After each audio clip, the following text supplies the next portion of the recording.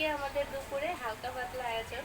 এখানে আছে ভাত আর সাথে হচ্ছে আজকে আলুর ভর্তা করেছিলাম, মানে হচ্ছে ঝাল ঝাল করে আলু ভর্তা শুকনো মরিচ দিয়ে।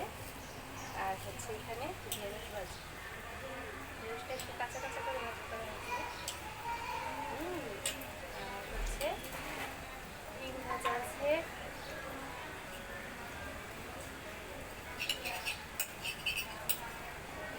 আলুর ভর্তার সাথে ডিম ভাজিটা আমার অনেক পছন্দের।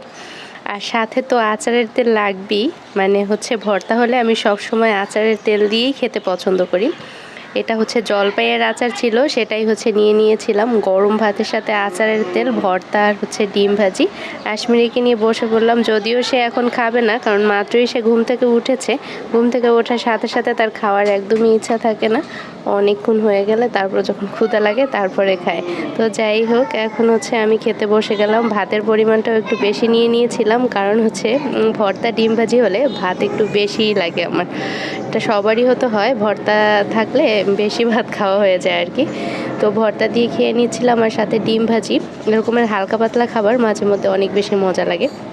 মাছ মাংসের থেকে এরকমের ভর্তা, ভাজি আর যদি ডিম ভাজা হয়, এটা দিয়েই আমি বেশি খেতে পছন্দ করি।